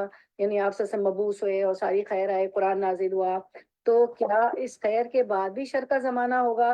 نبی کریم صلی اللہ علیہ وسلم نے فرمایا کہ ہاں۔ میں نے پوچھا کیا اس شر کے بعد بھی خیر کا زمانہ آئے گا؟ نبی صلی اللہ علیہ وسلم نے فرمایا ہاں، لیکن اس خیر میں کمزوری ہوگی، یعنی خیر پہلے خیر آئے گا، پھر شر، پھر خیر، پھر شر، لیکن جب خیر آئے گی نا، جیسے اب ہمارے خیر میں کمزوری ہے، خیر تو ہے لیکن ایمان میں کمزوری ہے، اعمال میں کمزوری ہے خیر کے نا، پھر نبی کریم صلی اللہ علیہ وسلم نے فرمایا ہاں لیکن اس خیر میں کمزوری ہوگی۔ میں نے پوچھا کہ کمزوری کیا ہوگی؟ فرمایا کہ کچھ لوگ ہوں گے جو میرے طریقے کے خلاف چلیں گے، ان کی بعض باتیں اچھی ہوں گی لیکن بعض میں تم برائی دیکھو گے۔ میں نے پوچھا کیا پھر دور خیر کے بعد دور شر آئے گا؟ فرمایا کہ ہاں، جہنم کی طرف سے بلانے والے دوزخ کے دروازے پر کھڑے ہوں گے، جو ان کی بات مان لے گا وہ اس میں انہیں جھٹک دیں گے۔ اور کیا ہوتا ہے، ہوائے نفس کے پیچھے چلتے ہیں، فلاں یہ کر رہا ہے، فلاں یہ کر رہا ہے، اور جیسے میوزک کو ہی دیکھ لیں کہ کوئی محفل ہماری موسیقی اور گانے کے بغیر خالی نہیں، جبکہ دف پہ اللہ تعالیٰ کو ہماری فطرت معلوم ہے، دف پہ الاؤ ہے، وہی گانے گا لیں جس میں جذبات بھڑکانے والے نہیں ہو، اللہ رسول کے کوئی خلاف چیز نہ ہو، تو آپ کی محفل بچیاں خوش بھی ہو جائیں گی، خواتین ہم بھی خوش ہوں گے، مجھے بھی بلا لیں دف پہ، ٹھیک ہے؟ اور کیا ہوگا، ایک بچیاں بھی خوش ہو جائیں گے، ہمارے دین میں بھی ہے دف بجا لیں، ڈانڈیا راس جو کھیلتے ہیں وہ کھیل لیں، لیکن موسیقی نہ ہو، کیا ہوگا، اسے کان میں سیسا پگھلایا جائے گا، تو وہ چیزیں بھی کرتے ہیں نا، کہ وہی بات آپ سے فرما رہے، کچھ چیزیں اچھی ہوں گی، کچھ غلط ہوں گی، جو ان کی بات مان لیں گے وہ اس میں انہیں جھٹک دیں گے۔ اب کیا ہے، یہ آخرت کا ایک عذاب ہے نا کہ موسیقی سننے والے کان میں سیسا پڑے، آخر میں یہ پوری حدیث آ رہی ہے ہماری نا، انشاءاللہ یہ والی بھی آ رہی۔ تو پھر میں نے پوچھا کہ پھر دور خیر کے بعد دور شر ہے؟ فرمایا ہاں، جہنم کی طرف سے بلانے والے دوزخ کے دروازوں پہ کھڑے ہوں گے، جو ان کی بات مان لے گا وہ اس میں انہیں جھٹک دیں گے۔ میں نے کہا یا رسول اللہ، ان کی کچھ صفت بتائیے، ان کے کریکٹرز کیا ہوں گے؟ فرمایا کہ وہ ہمارے جیسے ہی ہوں گے، ہماری زبانیں عربی، اردو، فارسی، انگلش بولیں گے۔ میں نے پوچھا پھر اگر میں نے وہ زمانہ پایا تو آپ مجھے ان کے بارے میں کیا حکم دیتے؟ تو آپ سب نے فرمایا مسلمانوں کی جماعت اور ان کے امام کے ساتھ رہنا، کیونکہ وہ تو دین پہ چلنے والے ہوں گے۔ میں نے کہا اگر مسلمانوں کی جماعت نہ ہو اور نہ ان کا کوئی امام ہو، فرمایا کہ پھر ان تمام لوگوں سے الگ ہو کر خواہ تمہیں جنگل میں جا کر درختوں کی جڑیں چبانی پڑے، یہاں تک کہ اسی حالت میں تمہاری موت آ جائے۔ تو جو پکے ایمان والے ہوں گے وہ جنگل میں چلے جائیں گے، کیونکہ دنیا رہنے کی جگہ نہیں رہے گی، ایسی چیزیں ہو رہی ہیں۔ نبی کریم صلی اللہ علیہ وسلم نے فرمایا کوئی شخص اپنے کسی دینی بھائی کی طرف ہتھیار سے اشارہ نہ کرے، کیونکہ وہ نہیں جانتا، ممکن ہے کہ شیطان اسے اس کی ہاتھ سے چھڑوا دے اور پھر وہ کسی مسلمان کو مار کر اس کی وجہ سے جہنم کے گھڑے میں گر پڑے۔ ہوتا ہے نا کہ گن ہاتھ میں تھی، ارادہ بھی نہیں تھا اور چل پڑی، یہی چیز منع کر دیا کہ اشارہ بھی نہیں کرنا، یعنی چھری لے کے آپ کچھ کاٹ بھی رہے، ہمارے پچھلے درس میں بھی آیا تھا، تو بھی اشارے سے اس سے باتیں نہ کرے نا، ٹھیک ہے؟ نبی کریم صلی اللہ علیہ وسلم نے فرمایا جب تم میں سے کوئی ہماری مسجد یا ہمارے بازار میں گزرے اور اس کے پاس تیر ہو تو اسے چاہیے کہ اس کی نوک کا خیال رکھے، یا آپ صلی اللہ علیہ وسلم نے فرمایا کہ اپنے ہاتھ سے انہیں تھامے رہے، کہیں کسی مسلمان کو اس کی تکلیف نہ پہنچے، وہ قریب ہوا اور نوک ہی نہ چپ جائے۔ نبی کریم صلی اللہ علیہ وسلم مدینے کے ٹیلوں میں سے ایک ٹیلے پر چڑھے، پھر فرمایا کہ میں جو کچھ دیکھتا ہوں تم بھی دیکھتے ہو؟ سوال کیا؟ لوگوں نے کہا کہ نہیں۔ نبی کریم صلی اللہ علیہ وسلم نے فرمایا کہ میں فتنوں کو دیکھتا ہوں کہ وہ بارش کے قطروں کی طرح تمہارے گھروں میں داخل ہو رہے ہیں، ہر کھڑکی سے داخل ہو گیا ہے۔ یہ ہمارے جو گیجٹس ہے، سارے موبائل ہے، ایک چھوٹا سا بچہ بھی ذرا سا بڑا ہوتا ہے تو اس کو گیم اور آئی پیڈ دیا جب اس کے بغیر وہ چلتا نہیں، اس کو پتا ہے کلک کلک کلک ہم سے زیادہ وہ فاسٹ ہے، اور ہمیں نہیں پتا کہ اس میں پورنوگرافی ہو رہی ہے، ہمارا اس پہ بھی ایک گزرا تھا نا، اور اس میں بچے، بوڑھے، جوان سب انوالو ہیں، برہنہ چیزیں دیکھ رہے ہوتے ہیں، پریکٹیکلی کیا ہو رہا ہے، ہسبینڈ اینڈ وائف کیا کریں، ہر چیز آپ کی کلک کلک پہ ہے، بارش کے قطرے کی طرح کھڑکیوں سے آ گیا ہے بالکل۔ یہی چیز آپ سسم نے دیکھے، پیشین گوئی کر کے گئے تھے، اور you never know, it can be my child, it can be your child, کسی کا بھی بچہ، کسی کا بھی شوہر، کسی کا بھی بھائی، اللہ بچائے ہو سکتا ہے، اور کیا کس سے چیٹ کر رہا ہے، کس سے کیا باتیں ہو رہی ہیں، اور دیکھیں آپ فتنے کے کتنی شکلیں آ گئی، صرف یہ ایک ماؤس جو ایک ہمارے ہاتھ میں یہ موبائل ہے اس سے دیکھیں کیا کیا ہو جاتا ہے۔ اور جتنی دیر میں آپ بچے کے روم میں جائیں اس کے وہ کمفرٹر کے اندر ان انسٹال بھی 1 سیکنڈ میں ہو جاتا ہے، کب وہ ان انسٹال کر لے آپ کو پتہ ہی نہیں، اللہ تعالیٰ بچائے فتنوں سے۔ تو اگر آپ بچوں والی ہیں تو ضرور پاسورڈ نہ بچوں کو رکھنے دیں. وہ بڑے ہو گئے, شادی ہو گئی, تو اب آپ نے ان کو رخصت کر دیا, آپ کی ذمہ داری ختم ہو گئی. ایسا ماحول پیدا کرے. اب جو چھوٹے بچے والی ہماری بیٹی بیٹھی ہوئی ہے اپنے شہزادے کے ساتھ, آن لائن بھی ایک شہزادی بیٹھی ہوئی ہے شہزادے کے ساتھ, عفان کے ساتھ, تو وہ جو ہے اپنے بچوں کو شروع سے ایسی عادت ڈالیں, ان کی اچھی دوست بنے کہ وہ آپ پہ بھروسہ کرے, جا کے کاؤنسلر پہ نہ بھروسہ کرے, اسکول کے جو ہوتے ہیں نا ان پہ, تو تاکہ کیونکہ ہم بہتر گائیڈ کرنے والے بچوں کو. پھر ہم دیکھتے ہیں ایک اور حدیث آپ سب نے فرمایا تھا کہ امانت لوگوں کے دلوں کے جڑوں میں نازل ہوئی تھی, پھر لوگوں نے اسے قرآن سے سیکھا, پھر سنت سے سیکھا, اور نبی کریم صلی اللہ علیہ وسلم نے ہم سے امانت کے اٹھ جانے کے متعلق فرمایا تھا کہ ایک شخص ایک نیند سوئے گا اور امانت اس کے دل سے نکال دی جائے گی, اور اس کا نشان ایک دھبے جتنا باقی رہ جائے گا. پھر وہ ایک دن سوئے گا اور پھر امانت نکال لی جائے گی, پھر اس کے دل میں آبلے کی طرح اس کا نشان باقی رہ جائے گا, جیسے تم نے کوئی چنگاری اپنے پاؤں پر گرا لی ہو اور اس کی وجہ سے آبلہ پڑ جائے. تم اس میں سوجن دیکھو گے لیکن اندر کچھ نہیں ہوگا. زخم بھی ایسے ہی پھولتا ہے نا, سوجن ہوتی ہے, اور لوگ خرید و فروخت کریں گے لیکن کوئی امانت ادا کرنے والا نہیں ہوگا. پھر کہا جائے گا فلاں قبیلے میں ایک امانت دار آدمی ہے, اور کسی کے متعلق کہا جائے گا کہ وہ کس قدر عقل مند, کتنا خوش طبع, کتنا دلاور آدمی ہے, حالانکہ اس کے دل میں رائے کے دانے کے برابر بھی ایمان نہ ہوگا. اور مجھ پر حالانکہ نہیں ہوگا لیکن اس کی تعریفیں ہو رہی ہو, اور مجھ پر ایک زمانہ گزر گیا اور میں اس کی پرواہ نہیں کرتا تھا کہ تم میں سے کس کے ساتھ میں لین دین کرتا رہوں. یہ صحابہ کرام کے زمانہ جو آپ سے چلے گئے, اور اگر وہ مسلمان ہوتا تو اس کا اسلام اسے میرے حق کے ادا کرنے پر مجبور کرتا, اور اگر وہ نصرانی ہوتا تو اس کے حاکم لوگ اس کو دباتے, ایمانداری پر مجبور کرتے. لیکن آج کل تو میں صرف فلاں فلاں لوگوں سے ہی لین دین کرتا ہوں. یعنی امانت دار ایمان والے کم رہ گئے جو ایمانداری سے آپ کو خرید و فروخت وہ کرے. تو سوچنا پڑتا ہے. رسول اللہ صلی اللہ علیہ وسلم نے خرید و فروخت کے علاوہ بھی آپ کسی کو کچھ پیسہ دے دیں تو آپ ڈر رہے ہوتے ہیں, کوئی کام کروانا ہو تو ایون مزدور کو بھی دینے سے ڈر رہا ہوتا ہے نا, کہ اگر میں نے زیادہ دے دے تو وہ میرا کام پورا نہیں کرے گا. رسول اللہ وقت پہ وہ کر لے گا, تھوڑا دیتی ہوں, یہ میں نے دیکھا اپنے ملکوں میں کرنا پڑتا ہے, تو آدھا دیتی ہوں تاکہ پورا ہو جائے تو اس کو پورا دوں, اگر آپ نے پورا دے دی تو پھر واپس ہی نہیں آئے. امانت داری پہلے تو کتنا بھروسہ ہوتا تھا, ہمارے گھر میں کوئی ہوتے تھے چیز تو کرنے والے کام, ہم اپنے پیرنٹس کو فوراً پورا پیسہ دے دیا, نہیں اس کو کرے گا. آج کل تو ڈر لگ رہا ہوتا ہے, یعنی امانت ہی اڑ گئی. رسول اللہ صلی اللہ علیہ وسلم نے فرمایا وہ وقت قریب ہے کہ مسلمان کا بہترین مال وہ بکریاں ہوں گی جنہیں وہ لے کر پہاڑیوں کی چوٹیوں, بارش برسنے کی جگہوں پر چلا جائے گا. وہ فتنوں سے اپنے دین کی حفاظت کے لیے وہاں بھاگ کر جائے گا, ایسی پہاڑیوں پہ جہاں بارش برسے کی جائے گا, تاکہ وہاں کھیت کھلیان ہو, اس کی بکری اس کا مال ہوگی نا, چارہ چرے, کھائے پیے, چرے چگے, اور اس کو بھی انسان کو بھی ملے نا کھیتوں سے, تو وہ وہاں چلا جائے گا. تو اب آپ دیکھیں یہ حدیث بھی ہے نا کہ ایک وقت آئے گا تو یہ جتنی ٹیکنالوجی ہے نا, ہم خود ہی ماریں گے میزائل ایک ملک بیٹھ کے دوسرے ملک کو, اور سب جو ہے زمین پہ آ جائے گا. عروج کا زوال تو ہونا ہے نا, پھر ہم گدھے, گھوڑے, کھچر, اور جو زمانہ ہوگا کہ وقت جو آئے گا, زمانہ مجھ سے, میں زمانے سے, وہ زمانے کو برا نہیں کہنا چاہیے. اللہ تعالیٰ فرماتے ہیں تو وہ جو ہے کیا کرے گا کہ اس کا ایمان بچانا مشکل ہو جائے گا, تو وہ پہاڑوں پہ چلا جائے گا جہاں بارش ہوتی ہے, اس کی بکریاں بھی اس کا خزانہ ہوگا, تو وہ چرے پھرے, اس سے وہ دودھ دوہے, دودھ پیے, اور بکری بھی چرے کھائے چارہ, اور اس کو بھی ملے. اور لوگوں کے بیچ میں رہنا اس کا مشکل ہو جائے کیونکہ دین پہ نہیں ہوں گے. تو اپنا دین بچانے کے لیے نبی کریم صلی اللہ علیہ وسلم نے لوگوں سے سوالات کیے. آخر جب لوگ بار بار سوال کرنے لگے تو نبی کریم صلی اللہ علیہ وسلم منبر پر ایک دن چڑھے اور فرمایا کہ آج تم مجھ سے جو سوال بھی کرو گے میں تمہیں اس کا جواب دوں گا. انس رضی اللہ عنہ اس کے کپڑے میں چھپا ہوا تھا اور وہ رو رہا تھا. آخر ایک شخص نے خاموشی توڑی کیونکہ بہت زیادہ سوال کر کے آپ سے کو تنگ کر رہے تھے. تو ایک دفعہ آپ سے پتا ہے نا خواہ سوالات کرتے تھے, ممبر پہ چڑھ گئے. اب انہیں افسوس ہوا اور لوگوں نے کپڑے میں منہ چھپا لیا اور رونے لگے.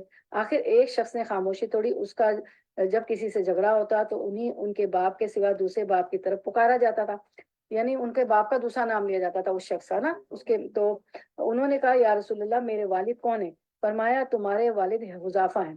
پھر عمر رضی اللہ عنہ سامنے آئے اور عرض کیا ہم اللہ سے کہ وہ رب ہے, اسلام سے کہ وہ دین ہے, محمد صلی اللہ علیہ وسلم سے کہ وہ رسول ہے, راضی یعنی عمر صلی اللہ علیہ وسلم کو رضی اللہ عنہ کو فیل ہوا کہ کیا سوالات کر رہے ہیں لوگ نا, میرے باپ کا نام کیا. تو وہ آپ صلی اللہ علیہ وسلم کو ایک وہ دینے کے لیے تسلی, رضیت باللہ ربا وبالاسلام دینا وبمحمد نبی صلی اللہ علیہ وسلم, یہ جو ترجمہ ہے نا اس کی میں نے یہ دعا ہم پڑھتے ہیں وہ کر دیا.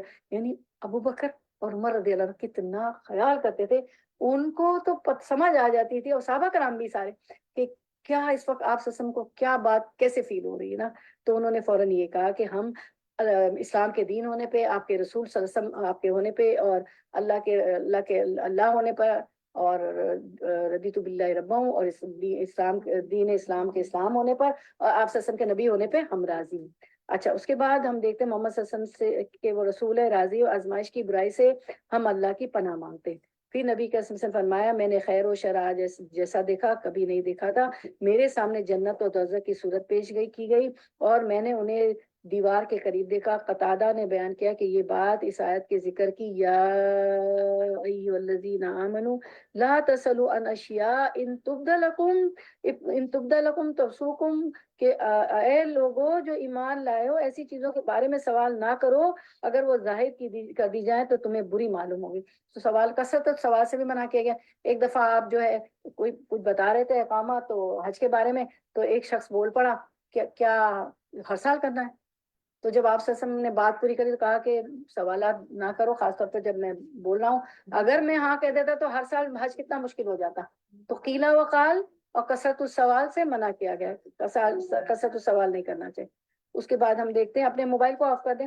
انہوں نے ویسے بھی ریکارڈنگ سے وہ کہ ہم آف کر سکتے ہیں، اگر مسجد کی ہو رہی ہو تو اس کو ہم سننا چاہیے اور اس کا جواب دینا چاہیے، اور مسجد اذان کے بعد کی دعا بھی بتانی چاہیے، کیونکہ علماء کا اس پہ اجماع ہے کہ ریکارڈنگ پہ ضرور نہیں. لیکن ہم اس لیے کر رہے ہوتے ہیں کہ ہمیں مسجدوں سے آوازیں نہیں آتی، اس لیے ہم اس کا جواب دے کے اور ایک ثواب حاصل کریں. انہوں نے ایک صحابی انہوں نے نبی کریم صلی اللہ علیہ وسلم سے سنا کہ نبی کریم صلی اللہ علیہ وسلم مشرق کی طرف رخ کیے ہوئے تھے، مشرق کی طرف، ہے نا، the sun rises from the east کی طرف، اور فرما رہے تھے آگاہ ہو جاؤ فتنہ اس طرف سے جدھر سے شیطان کا سینگ طلوع ہوتا ہے. ٹھیک ہے، شیطان کا سینگ طلوع ہوتا ہے، وہ میں ایکسپلین کرتی ہوں. پہلے ہم دیکھ لیتے ہیں کہ مشرق سے کیا مراد ہے، کہ فتنہ کہاں سے آئے گا. مشرق سے آئے گا، ایسٹ سے. تو یہ شیطان کا سینگ بھی بتاتی. اب یہ جو پورب ہے نا، مشرق جو ہے نا، مدینے کے پورب کی طرف یا مشرق کی طرف نجد کا علاقہ، عراق، عرب، ایران اور ہند، یہ سب ممالک واقع ہے. قیامت کے قریب جو ہے، آئیے جی ایک سیکنڈ میں پانی پی لوں، بسم اللہ.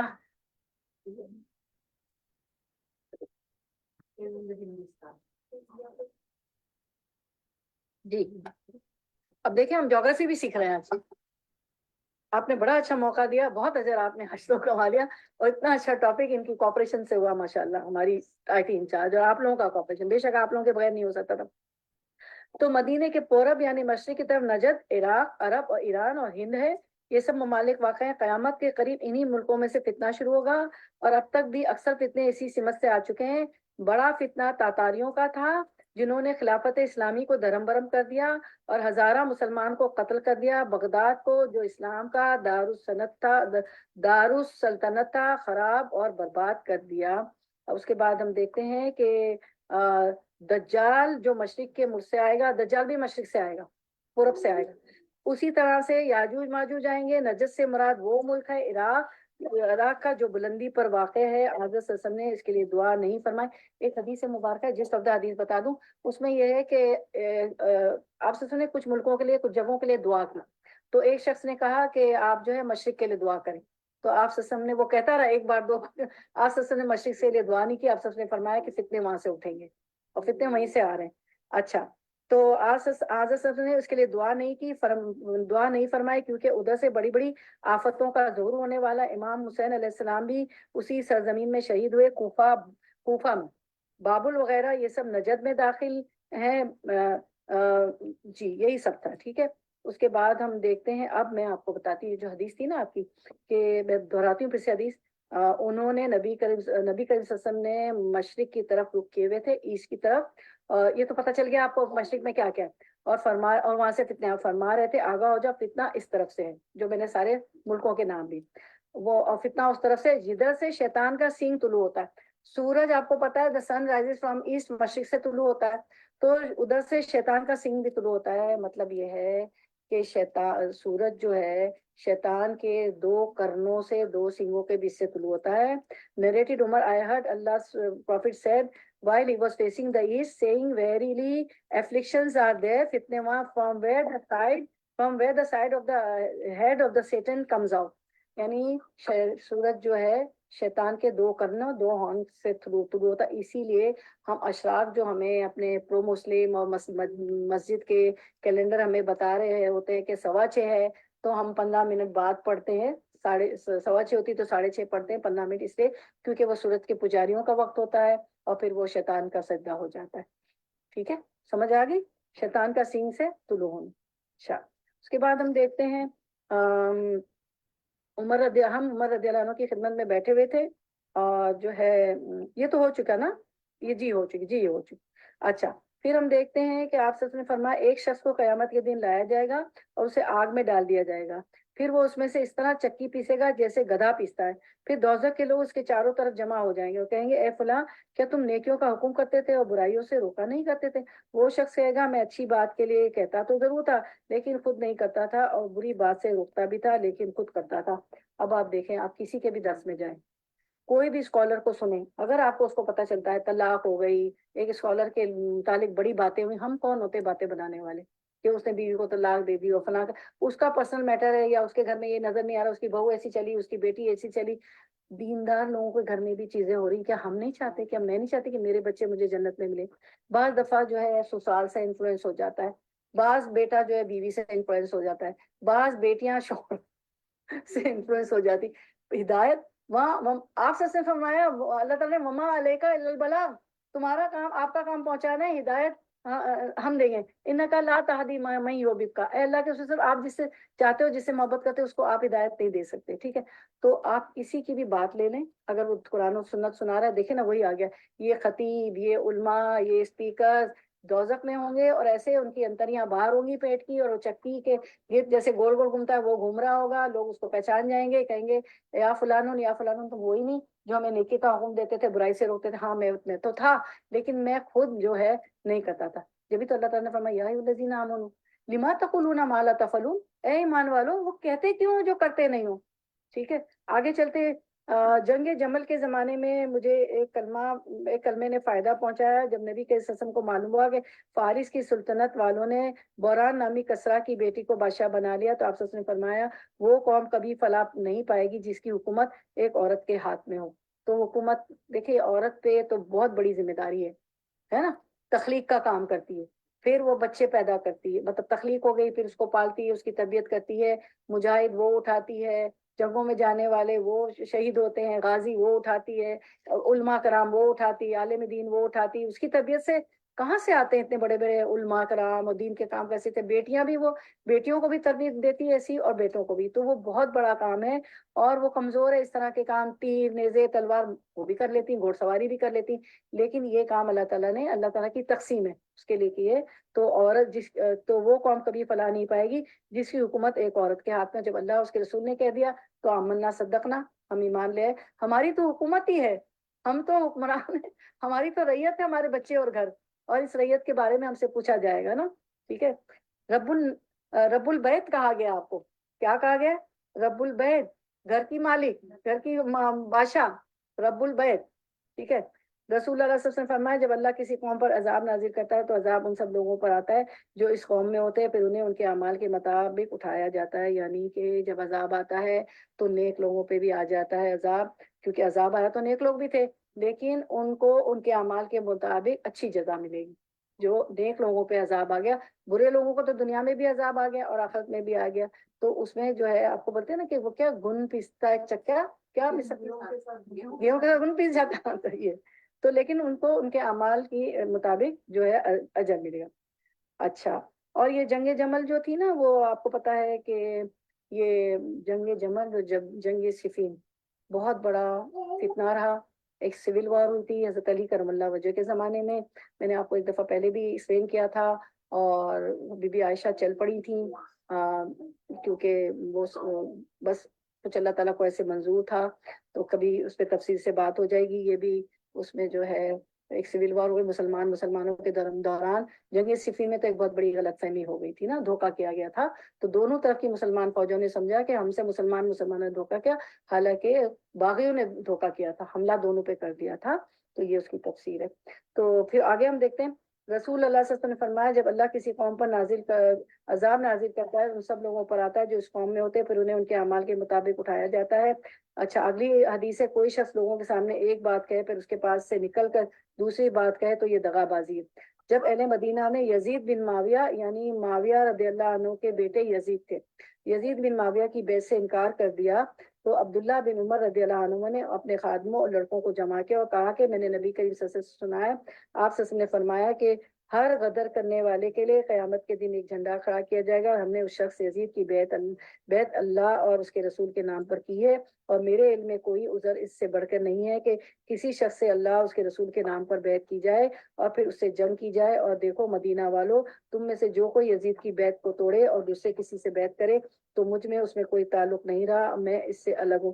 اس کی شرح میں شارحین، آپ کو پتہ ہے حدیث کی تفسیر کرنے والے شارحین کہلاتے ہیں۔ شارحین لکھتے ہیں کہ حضرت امیر معاویہ کے بعد لوگوں نے ان کے بیٹے یزید کی بیعت کر لی، پھر جو ہے مسلمانوں کو نظر آیا کہ کچھ صحیح چیزیں نہیں چل رہی ہیں، تو یہی بات کی جاتی ہے کہ اہل مدینہ والوں نے بیعت سے انکار کیا، تو ان کو یہی سمجھایا جا رہا ہے کہ جب ایک بات بیعت کر لی ہے تو اب کیونکہ ہم نے ایک دفعہ وعدہ کیا نا تو بیعت نہیں توڑیں گے، کیونکہ ابھی آپ نے پڑھا کہ جب تک جو ہے حکمران اگر کچھ چیزیں دین کی نہیں کر رہا ہے، نہیں چل رہا ہے، لیکن 5 نمازیں شرعی باتوں کے ہم نے پڑھا خلاف جا رہا ہے، 5 نمازوں کا قیام ہے، تو جب تک اس کی بات ماننی ہے۔ تو یہی ہے کہ جب ایک بات ہم نے ایک بات مان لی ہے تو اب یہ ہے اس کو ان کو مانو، اس بیت کو نہیں توڑو۔ نبی اگلی حدیث ہے، نبی کریم صلی اللہ علیہ وسلم نے فرمایا قیامت قائم نہ ہوگی یہاں تک کہ ایک شخص دوسرے کی قبر کے پاس سے گزرے گا اور کہے گا کہ کاش میں اس کی جگہ ہوتا۔ آپ سے نے یہ بھی فرمایا کہ ایسا وقت آئے گا کہ دنیا رہنے کی جگہ نہیں جائے۔ اور صحابی کو کہا کہ تم درخت کے پیچھے چلے جانا، جب اماموں کی جماعت بھی نہ ہو، نیک لوگ بھی نہ ہو، اور جو ہے اور چائے وہ کھا لینا، جھاڑیاں کھا لینا۔ پھر آپ سے نے یہ بھی پیشن گوئی کی ہے کہ ہر آنے والا دن پچھلے دن سے بدتر ہو، بدتر سے بدتر۔ آپ دیکھیں دنیا کے حالات ہوتے چلا جا رہے ہیں، خود اپنے ملکوں کے دیکھ لیں، ایشیا میں دیکھ لیں کیا ہو رہا ہے، اور دوسری جگہ عرب میں، خلیجی ملکوں میں، سب جگہ دیکھ لیں۔ تو جو ہے یہ بھی فرمایا کہ ہر آنے والا دن بدتر ہوگا۔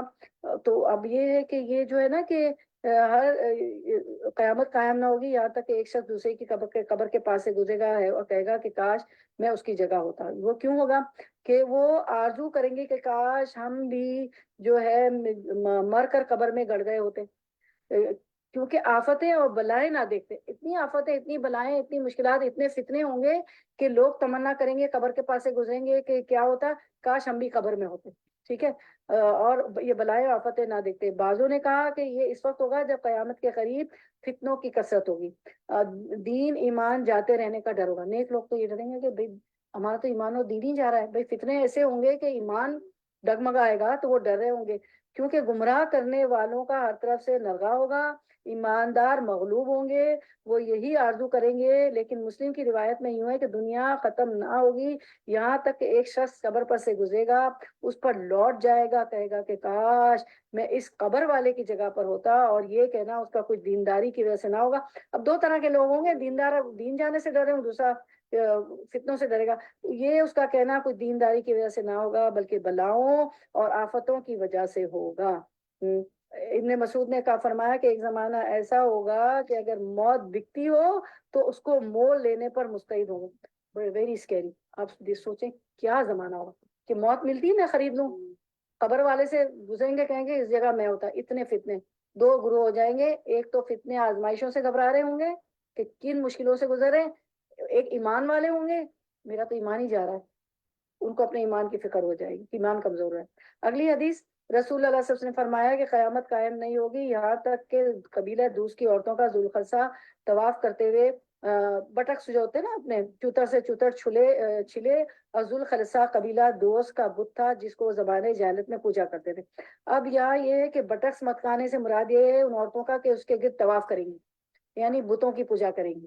ٹھیک ہے، معلوم ہوا کہ کعبے کے سوا اور کسی قبر یا جھنڈے یا بت کا طواف کرنا شرک ہے۔ اس حدیث سے یہ بھی نکلا کہ پہلے شرک اور بت پرستی عورتوں سے پھیلے گی۔ اچھا، پر آپ دیکھیں نا، بت تو اسلامک ملکوں میں آ گئے جب ہم نے ان بت پرستوں کو جاب دے دی، یا آئی ٹی میں آ گئے، سب جگہ آ گئے۔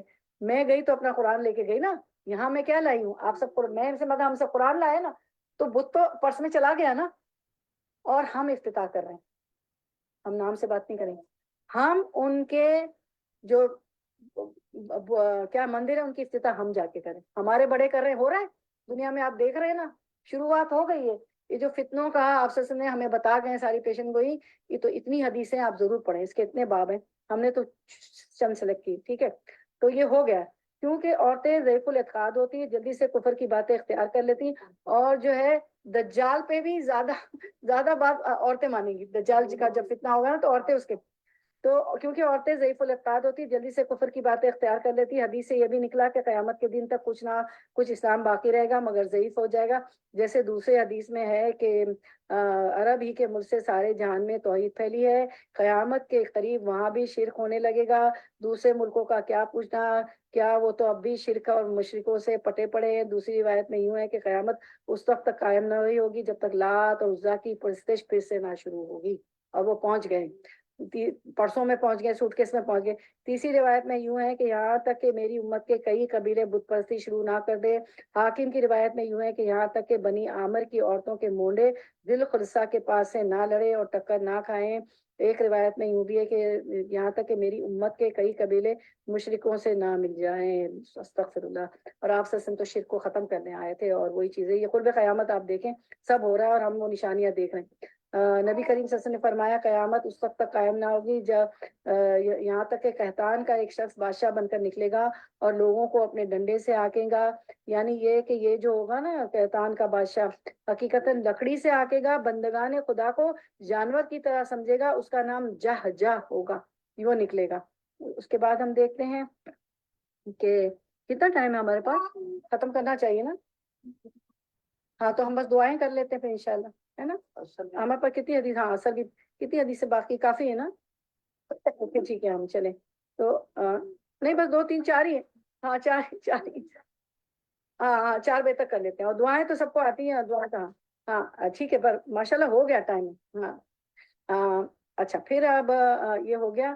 پھر اگلی حدیث سے نبی کریم صلی اللہ علیہ وسلم نے فرمایا دجال آئے گا اور مدینہ کے کنارے قیام کرے گا، پھر مدینہ 3 مرتبہ کانپے گا، اس کے نتیجے میں ہر کافر اور منافق نکل کر اس کی طرف چلا جائے گا۔ مدینہ جب کانپے گا تو منافق اور کافر جو ہے دجال کی طرف چلے جائیں گے۔ اور رسول اللہ صلی اللہ علیہ وسلم نے فرمایا لوگوں میں کھڑے ہوئے، اور آپ سے لوگوں میں کھڑے ہوئے اللہ کی تعریف اس کی شان کے مطابق بیان کی، پھر دجال کا ذکر فرمایا کہ میں تمہیں اس سے ڈراتا ہوں اور کوئی نبی ایسا نہیں گزرا جس نے اپنی قوم کو اس سے نہ ڈرایا ہو، البتہ میں تمہیں اس کے بارے میں ایک بات بتاتا ہوں جو کسی نبی نے اپنی قوم کو نہیں بتائی، وہ یہ کہ وہ کانا ہوگا اور اللہ تعالیٰ کانا نہیں، کیونکہ وہ خدائی کا دعویٰ کرے گا، تو اللہ تعالیٰ کو تو عالم الغیب ہے، جنت میں ہی دیکھیں گے، اور اللہ تعالیٰ کانا نہیں، وہ کانا ہوگا۔ نبی کریم صلی اللہ علیہ وسلم نے فرمایا دجال مدینے تک آئے گا تو یہاں فرشتوں کو اس کی حفاظت کرتے ہوئے پائے گا، چنانچہ نہ دجال اس کے قریب آ سکتا ہے، نہ تعاون کا مرض پلیگ بھی نہیں پھیلے گا مدینے میں۔ اس وقت مدینہ کے 8 دروازے ہوں گے، ہر دروازے پہ فرشتے کھڑے ہوں گے، وہ ان کو دجال کو داخل ہونے نہیں دیں گے۔ ماشاءاللہ فنش ہو رہا ہے ہمارا۔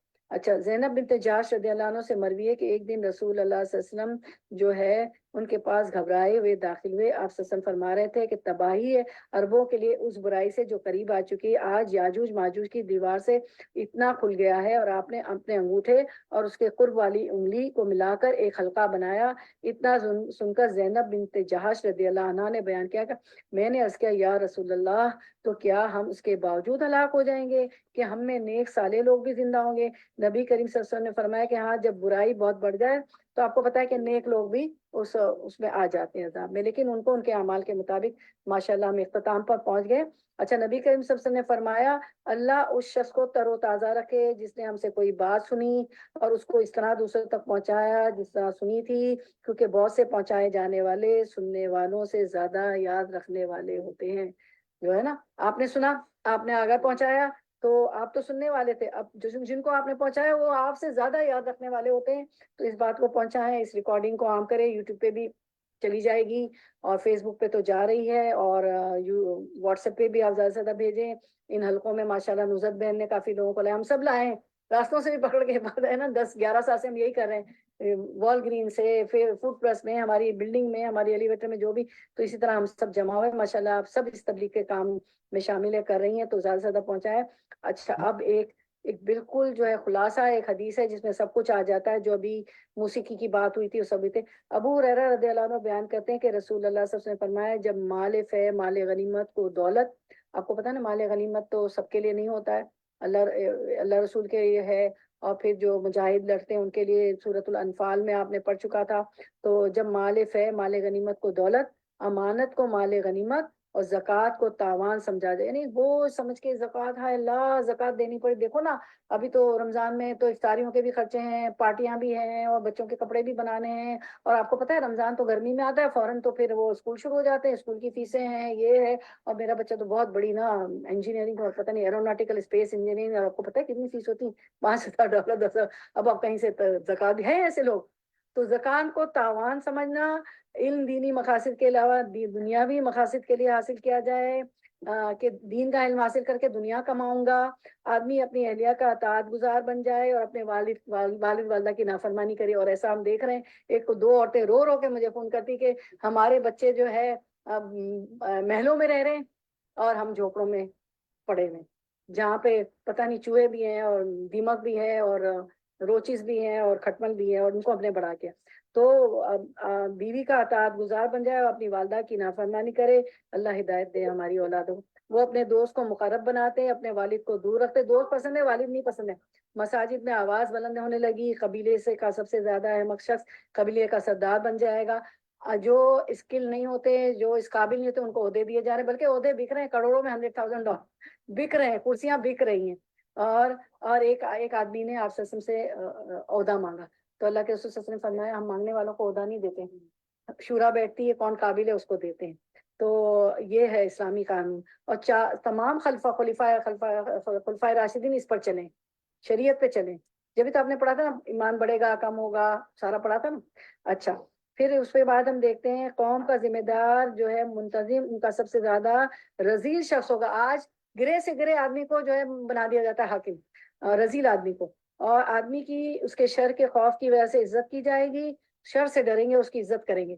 جو شر ڈھاتے ہیں ان کی عزت کرتے ہیں. گانے والیاں اور آلات موسیقی عام ہو جائیں گی، شراب نوشی کی جائے گی. اب اس کا عذاب دیکھیں، گانے والیاں، شراب نوشی. اور اس امت کے بعد والے لوگ اپنے پہلے لوگوں یعنی سلف پر لعن طعن کریں گے. ہمارے تو بس وہ تو بڑے آتھورٹس تھے، اساطیر الاولین تھی، ہمارے پرانے لوگ تو ایسے تھے. ہماری ماں تو یہ کہتی کہ موسیقی نہیں سنو، گانے نہیں سنو، یہ کیا کیا ہوا ہے. تو اپنے سلف پر لعن طعن کریں گے. وہ تو ایسی ہے، چھوڑو ان کو، تو چھوڑو ان کو، تو گھر ہی نہ بلاؤ. تو اس وقت ان سرخ آندھیوں، زلزلوں، کیا ہوگا؟ سرخ آندیاں آئیں گی، زلزلوں، زمین میں دھسنے، چہروں کے مسخ ہو جانے، آسمان سے پتھر برسنے، اور دیگر نشانیوں کے اس طرح مسلسل آنے کا انتظار کرو جس طرح ہار کی ڈوری ٹوٹ جائے تو پھر موتی لگاتار گرتے ہیں. ٹھیک ہے، اب ہم دیکھ لیتے ہیں کہ قیامت کی 10 بڑی نشانیاں کیا ہیں. اور علماء کا اجماع ہے، اس پہ اتفاق ہے کہ چھوٹی تمام نشانیاں گزر چکی. اب بڑی نشانیاں آپ سے فرمایا موتی کے دانوں کی طرح گرنے والی ہے. اس لیے بہت زیادہ استغفارات، بہت زیادہ اللہ سے جڑ جائے، اللہ کی رسی کو تھام لیجئے، اپنے عمل بدلنے. میں اور آپ فرض لیسن کو.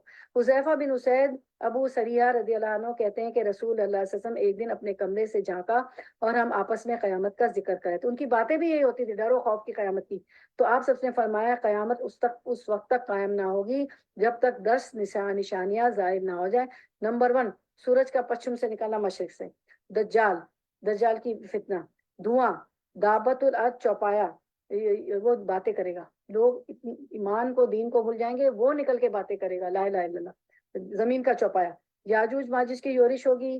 عیسیٰ بن مریم علیہ السلام کا نزول، عیسیٰ علیہ السلام آئیں گے دنیا میں دوبارہ. 3 بار زمین کا دھسنا، خسف ہوگا، ایک مشرق میں، ایک مغرب میں، اور ایک جزیرۃ العرب میں. 1 in the east, 1 in the west and 1 in عرب. ٹھیک ہے، ایک آگ عدن کے ایک گاؤں ابین کے کنویں سے ظاہر ہوگی جو لوگوں کو محشر کی جانب ہانک کر لے جائے گی. جہاں یہ لوگ رات گزاریں گے تو وہیں وہ آگ ان کے ساتھ رات گزارے گی. اور جب یہ قیل اللہ کریں گے یعنی نیپ لیں گے تو وہ آگ بھی ان کے ساتھ قیل اللہ کرے گی. استغفر اللہ. اپنے آپ کو فتنوں سے بچانے کی کوشش وہی لوگ کرتے ہیں جنہیں اپنی آخرت کی فکر ہوتی ہے، اللہ کے دیدار کا شوق ہوتا ہے، اور ان کو یہ خواہش ہوتی ہے کہ اللہ بغیر محاسبے کے ہماری بخشش ہو جائے اور ہم اعلیٰ درجے کے جنتی بنے کہ جب چاہے آپ کا دیدار کر لیں، موت سکرات بھی ہماری آسان ہو.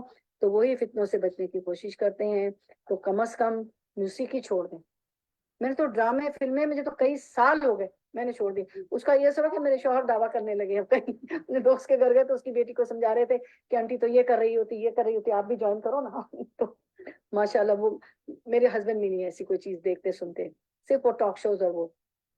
اس کے بعد اب یہ ہے کہ اللہ تعالیٰ عذاب کا کبھی بھی اللہ تعالیٰ نہیں چاہتے. اللہ تعالیٰ غفور الرحیم ہے, اپنے بندوں پر بہت مہربان ہے.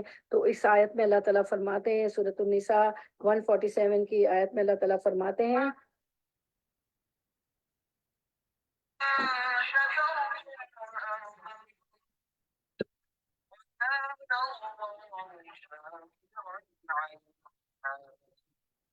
اللہ تمہیں عذاب دے کر کیا کرے گا اگر تم شکر ادا کرو اور ایمان لے آؤ, اور اللہ قدردان جاننے والا. اللہ کا شکر کریں نعمتوں کا, ایمان لے آئیں, ساری چیزوں سے بچے جو ہم نے پڑھی ہیں, فتنے ہیں, شرک بدعت سارا کچھ, حقوق اللہ اچھے ہوں, حقوق العباد اچھے ہوں, نمازیں اچھی ہوں, انصاف کرنے والے ہوں, ہم عدل کرنے والے ہوں, تمام اللہ کے بندوں سے جو بھی ہمارے رشتے ہیں, شوہر بچے پڑوسی سسرال میکا, اور دل کی شوہن نفس, دل کی تنگی کو دور کر دیں, دل کو کھلے اور وسیع کر لیں, بخیلی نہ کرے لینے میں دینے میں ہر چیز میں. تو اللہ قدردان والا ہے, ایمان لے آئیں گے, شکر کریں گے, اور اللہ تو جاننے والا ہے کہ ہم کیا کرتے ہیں کیا نہیں کرتے ہیں. تو اب ہم لوگ دعا کر لیتے ہیں انشاءاللہ. اعوذ باللہ من الشیطان الرجیم, بسم اللہ الرحمن الرحیم. ادعونی استجب لکم, مجھے پکارو میں دعاؤں کو سنتا ہوں. اللہ تعالیٰ فرماتے ہیں, تو چلے ہم آگے پڑھتے ہیں. اعوذ باللہ من الشیطان الرجیم, بسم اللہ الرحمن الرحیم. الحمد للہ رب العالمین, الرحمن الرحیم, مالک یوم الدین, ایاک نعبد و ایاک نستعین, اہدنا الصراط المستقیم, صراط الذین انعمت علیہم غیر المغضوب علیہم ولا الضالین, آمین. اللہم صلی علی محمد وعلی آل محمد کما صلیت علی ابراہیم وعلی آل ابراہیم انک حمید مجید. اللہم بارک علی محمد وعلی آل محمد کما بارکت علی ابراہیم وعلی آل ابراہیم انک حمید مجید. اب ہم وہ ساری دعائیں پڑھتے ہیں جو فتنوں سے رجوع کرنے اور حفاظت کی دعائیں ہیں, تو وہ ہم فتنوں سے بچنے کے لیے, تو وہ بھی ہم نے دعا میں دعائیں ہیں نا شامل کر لی. فتنوں سے بچنے کے لیے اللہ تعالیٰ کی طرف رجوع کریں گے. تو اللہم, ہماری پہلی دعا, اللہم انا نعوذ بک ان نرجع علی عقابنا اور نفتن, اللہ ہم تیری پناہ مانگتے ہیں کہ ہم الٹے پاؤں پھر جائیں یا فتنے میں پڑ جائیں. اعوذ باللہ من سوء الفتن, میں اللہ کی پناہ چاہتا ہوں برے فتنوں سے. یا مقلب القلوب ثبت قلبی علی دینک, اے دلوں کو الٹ پلٹ کرنے والے میرے دل کو اپنے دین پر جما دیجئے. اللہم مصرف القلوب صرف قلوبنا علی طاعتک, اے دلوں کے پھیرنے والے ہمارے دلوں کو اپنی اطاعت پر پھیر دے. دل کی سلامتی کے لیے ربنا لا تزغ قلوبنا بعد اذ ہدیتنا وہب لنا من لدنک رحمہ انک انت الوہاب, اے ہمارے رب ہدایت دینے کے بعد ہمارے دلوں کو ٹیڑھا نہ کر, اور اپنے پاس سے ہمیں رحمت عطا فرما, بلا شبہ تو ہی سب کچھ عطا کرنے والا ہے. مشکل معاملات کے حل کے لیے ربنا آتنا من لدنک رحمہ وہی لنا من امرنا رشدا, اے ہمارے رب ہمیں اپنے پاس سے رحمت عطا کر, ہمارے لیے ہمارے معاملے میں رہنمائی مہیا فرما.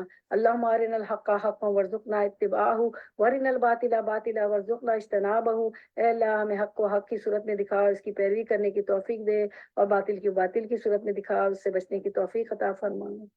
اللہم رب محمد النبی اغفر لی ذنبی واذھب غیظ قلبی واجرنی من مضلات الفتن ما احییتنا. اللہ نبی محمد صلی اللہ علیہ وسلم کے رب میرے لیے میرے گناہ بخش دے, میرے دل کا غصہ نکال دے, اور مجھے گمراہ کرنے والے فتنوں سے بچا دے جب تک تو ہمیں زندہ رکھے. اللہم انی اعوذ بک من عذاب القبر واعوذ بک من فتنة المسیح الدجال واعوذ بک من فتنة المحیا والممات. اللہم انی اعوذ بک من الماثم والمغرم, اے اللہ میں قبر کے عذاب سے تیری پناہ چاہتا ہوں, مسیح الدجال کے فتنے سے تیری پناہ چاہتے ہیں, وہ پناہ کے طالب ہیں. ہم زندگی اور موت کے فتنے سے آپ کی پناہ چاہتے ہیں. اللہ ہم گناہ اور قرض میں پھنس جانے سے آپ کی پناہ چاہتے ہیں. اللہم انی اعوذ بک من الفتن ما ظہر منہا وما بطن, اے اللہ ہم ظاہری اور باطنی فتنوں سے آپ کی پناہ مانگتے ہیں.